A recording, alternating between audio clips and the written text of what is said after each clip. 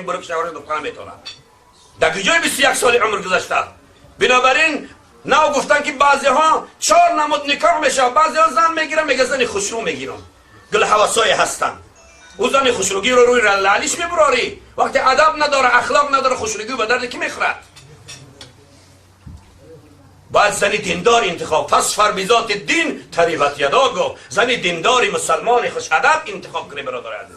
شیخ صدیق بزرگوار میگه در یک کوچه میگذاشت دیدن که یک مستفید را تخمینا 70-80 ساله یک مستفید پیر در نزدش یک دخترک جوان ایستاده است و یک نماچه در دستش سر و روی همین مستفید تازه میکرد، آبای دهانش آبای دماغش تازه میکرد.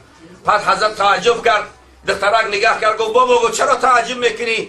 بسیار نگاهت میکنم در فکر فرو رفتی، علت چی است؟ گفت که خواهر جان این پدرت میشه؟ گفت که نه. گفت که برادرت میشه؟ گفت که نه. اما که تقا و بابات میشه؟ گفت که نه. چیت میشه؟ گفت شوهر مای. گفت سبحان الله، اینقدر مرد پیره که 70-80 سال عمر داره لیکن یک زن صاحب جمال خوشرویی که 20-25 سال عمر داره، رویی که مستفیدی که قوی است و بسیار برجنگزدگی با یک عشق و محبت و دلسوزی و مهربانی سر روی مستفید خلر دستمال میکنی و پاکیزه میکنی. زن در جواب مرد شیخ بزرگوار گفت که آیا تو نمیدونی پیغمبر صلی الله علیه و سلم چی گفته است؟ گفت چی گفت پیغمبر؟ گفت پیغمبر گفت صبر کن و شکر کن در جنتن. این شکر میکنم مصطفی که من این قدر زنی زیبا دارم، من صبر میکنم خدا در تقدیر در روز ازل برای من همین شوهر را کشیده. من با بیزویش کار ندارم، با مصطفیش کار دارم، فقط باید کار دارم که خدا این شوهری مکنه. حقوقی برای من بالا است. بنابراین حال من با پیرش کار ندارم، حقوق شوهریش را اجرا میکنم. ببینید چقدر زنای مسلمان، ببینید چقدر زنای با تقوا. اون زنایی بودن که از شریعت و دین. بنابراین حضرت گفتن که اگر او برادری که با یک خواهر با واسطه این نکاح زن و شوهری رسمی میشن، پس در مرور زندگی رفته و همین مرد با یگان بلای گرفتار شود، یک چشمش کور شود، یک دستش میشکند، یک پایش کلته شود، آیا بعد اینجا زن محبتش از همین شوهر میکند؟ میگن نه نه نه. فقط زیبایی انسان در آن است که انسان قانون پروردگارش را اطاعت کند. ما و شما باید چی مرد باشیم چی زن از خدای بزرگ بترسیم، خدا را اطاعت کنیم. خدا مادام میگوید شوهراتون را احترام کنید، باید ما آن را احترام کنیم. در جای دیگر باز پیامبر صلی الله علیه و سلم میفرماید که کدام زنی که 5 وقت نمازش را بخواند، روزه ماه شریف رمضان را در 1 سال 1 ماه به پاکی ادا کند، شوهرش را اطاعت و فرمانبرداری کند، بگوید از کدام در جنت میخواهی زن بدراید. 8 در جنت برای زنی که نماز میخواند، روزه میگیرد، شوهرش را اطاعت و فرمانبرداری میکند، خداوند 8 در جنت براش کشاده میکند. بنابراین ای خواهران مسلمان، ای زنان امت اسلام، برگردید به سوی اسلام، برگردید به سوی قرآن. آگاه باشد که روز حسابات وزنین در پیش داریم، سؤال و نکیر و منکر داریم. اوجا برای من شما میپرسن من ربک و ما دینک و من نبیک، ربی تو کی بود؟ دینی تو چی بود؟ پیغمبری تو کی بود؟ بعد از این میپرسن از شوهر، یعنی زنار از شوهر میپرسن. برادران عزیز، بنابراین لحاظ در زمانی که من و شما زندگی داریم، زنها در یک حالتی بسیار وزبین و دشوار زندگی دارند. بی ستری و بی حیاگی و شرمندگی در زندگی دارند. بی ستری و بی حیاگی با او اندازه آمد رسید که در پایان ترین زین زنی مسلمان رسید. بنابراین حضرت اقبال لاهوری میگوید، خواهرها را نصیحت میکنه، در خیابان چهره آرایش مکن. ای خواهری عزیز، وقتی بیرون میبرایی خودت بسیار آلوفتن نکن. در خیابان چهره آرایش مکن، از جوانا سلب آسایش مکن، زلف خود از روسری بیرون مریز، بر مسیری چشمها افسون مریز. خواهرم دیگر تو کودک نیستی، فاشتر گویم عروسک نیستی. اگه تو عروس نیستی خطه قدر فسان کنی. بنابراین رسول الله صلی الله علیه و سلم در حدیث گلبار مبارک گفتن اگر یک زن خود لباسهای زیبا را بپوشه، خودش پر از دوخی و پر از مشک و عنبر بکند، کوچه برای فهو زانیه زانیه، این زنک زنا کرده است، زنا کرده است، زنا کرده. 3 بار گفت یا رسول الله این زنا نکرد، از خانه پدرش باز به خانه شوهرش، یا از شوهرش به خانه پدر. گو این زنا نکرد، این زنا کردن. چه خیل بوی خوشی زن وقتی دوخی میزنه کوچه میبره، ای بوی او همه مردا استفاده میبرن، لباسای خوشوش میپوشن میبره، همه از مردا استفاده میبرن. بعضی مردهای دیوسی فاحش صفت هست در کوچه که این گرگه های درنده چنان در فحش آموخته شدگیان که از همون رهگردی زن، از همون کرشمه زن الک شهوتش آرام میکند، الک شهوتش آرام میکند. بنابراین از این روز بترسیم برادرای عزیز. خداوند جل جلاله دوست من و شما، الله مهربان دوست من و شما. بنابراین الله چی میگوید؟ استعیذ بالله یا ایها النبی قل لازواجک و بناتک و نساء المؤمنین یدنین علیهن من جلابیبهن.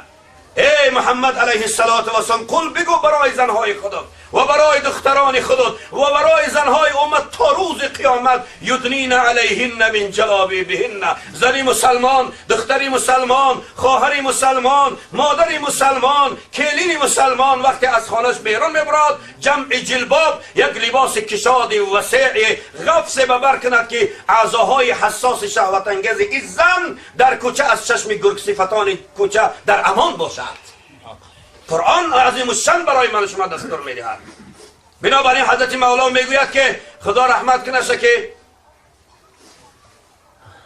چادر گرفتی از سرم، گفتی که آزادت کنم، با مکتب و علم و هنر گفتی که دلشادت کنم.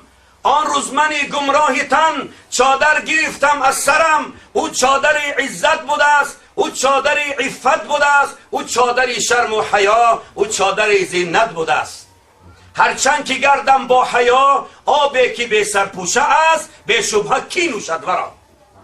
امروز در دختری مسلمان شبهه پیدا شده است برادران. این بچه ها رو نگاه کن، میگی دختری فلانه بوده میگه نمیگیرم، دختری فلانه بوده میگه نمیگیرم، دختری فلانه بوده اقشاق خود ایوطنی خوش نمیگه. چرا؟ برای گشت و گیر در می دختر از دلی بچه خلوت شده. شبهه ده می پیدا شده.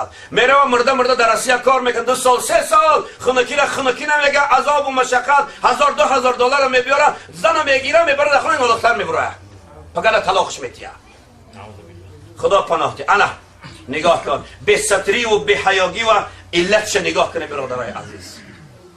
این یگانه چیزی که دخترها را نگاه میدارد، باکیرگی دخترای مسلمان را نگاه میدارد، انمون حیا است و ستر است و ایمان است و قرآن است و ترس خدا و ترس قیامت است.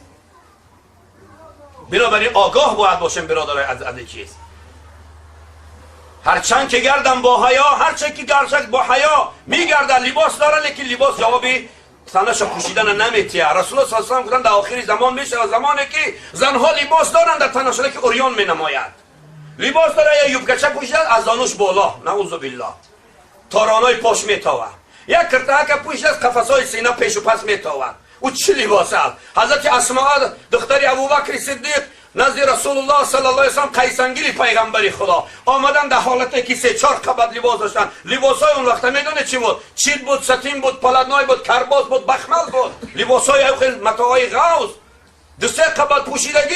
رسول الله گفتن اسماء جان من این لباسی که در تنه داری لباس دختری مسلمان نیست. خواهرای من و شما هستند. این دخترکای در کوچه عریان میگردن برادرای عزیز، خواهرکای من و شما، دخترکای من و شما، ای محله من و شما، ای قشلاق من و شما، همگی ما فردای قیامت جواب داریم در روز قیامت. کلکم راع و کلکم مسئول عن رعیته. همه من در این رعیت جواب میگیم برادران عزیز. او دختری کسی باشد فرقی نمیکند، برای که المؤمن اخ المؤمن، مؤمن برادری مؤمن است. انما المؤمنون اخوتون، مؤمنا با هم دیگر برادر هستیم. اگر همسایه ما هم خیلی بستر باشه، الله من میپرسه که چرا نصیحت نکردی؟ اگر بینی و نابینا و چه هست، اگر خاموش بینشینی گناه است. اقلا یک بار نصیحت میکردیم. خواهر عزیزم این لباسیت در تنه داری لباس دختری مسلمان نیست. بزرگان قصه میکنن که بزرگ میگه از شهر قطر به طرف سعودی میره یا کجای میره، میگه در ماشین سوار شده، میگه در اتوبوس، بعد میگه در همون حالتی سوار شدن، میگه مردم همون نشستگاه اتوبوس را پر کردن. یا دختره که اومد پیش شیخ بزرگوار شیش، حالتی که اوریان شیش میگه اتوبوس را حکی شد در مسیر راه، میگه یادم ایستادم با خودم اندیشه کردم یگان چی بگم نصیحتش بکنم، باز دلم نکش، گفتم خود توکلش به خدا که هر چی باشه توکل به خدا. با رفتم با وجدانم نبرداشت، بعد نشد گفتم خواهر عزیزم دختره که من نوری چشمی من، تو مسلمانی؟ گفت الحمدلله مسلمانم. حالی که خیلی مادم بگم همه مسلمان است، مسلمانم دل صاف باشه. گفت مسلمانی؟ گفتم دختره گفت الحمدلله مسلمانم. و میگه وقتی گفتم دختری عزیزم خواهر عزیزم نوری چشمی من، اگر تو مسلمان باش احوال تو به لباس است. این خیلی لباس دختری مسلمان نیست بچم. باید مسلمان لباسی پوشه که تمام اعضاش پوشیده باشه.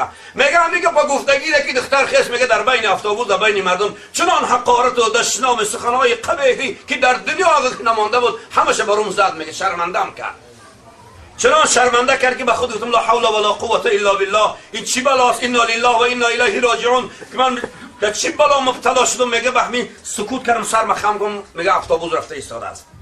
در مسیر راه با خیلی رفتیم، با بود همین دخترک از جاش خیست. من خیال کردم میگه شیخ کی این خیست. بعد همون گپای گفتگیش از من بخشش میپرسه که بابا بخشش که من تو گپای قبیح گفتم و قراتای دشنامای قبیح کردم ممکن و خیال اندیشه کردم که بخشش میپرسد. دوباره خیست میگه چنان سخنهای زد میگه که در دنیا نمیگنجید این سخنها. میگه به همین میگه در اخیر گپش گفت تو مرا میگه از خدای میترسانی یا خدایی که میگه مرا جنت میبره یا دوزخ میبره؟ کو بگو که در دوزخ برای من جای احساس کند.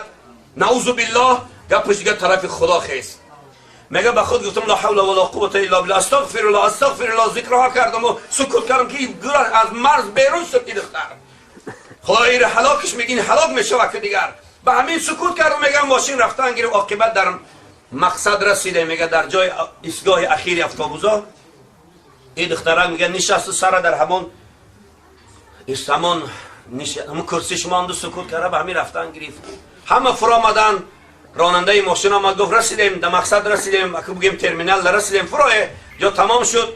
میگه همه فرا آمد. من ماندم شیخ. میگه و همون دخترک منم خیستم ای کرسیم خواستم فرام که دخترک در همونجا ایستادگی رفت. راننده گفت خواهر عزیز رسیدیم فرا. نخواست بود که دخترک در زمین افتاد.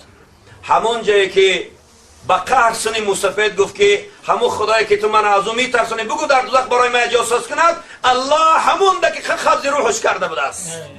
همون دقیقه قبض روحش کرده بود است. دختر در اتوبوس به شکم زده افتاد و مرد. میگه میرزا عبدالقادر بیدل رحمت الله علیه میگوید که لطف حق با تو مناساها کند، حد گذشت آخر تو را رسوا کند.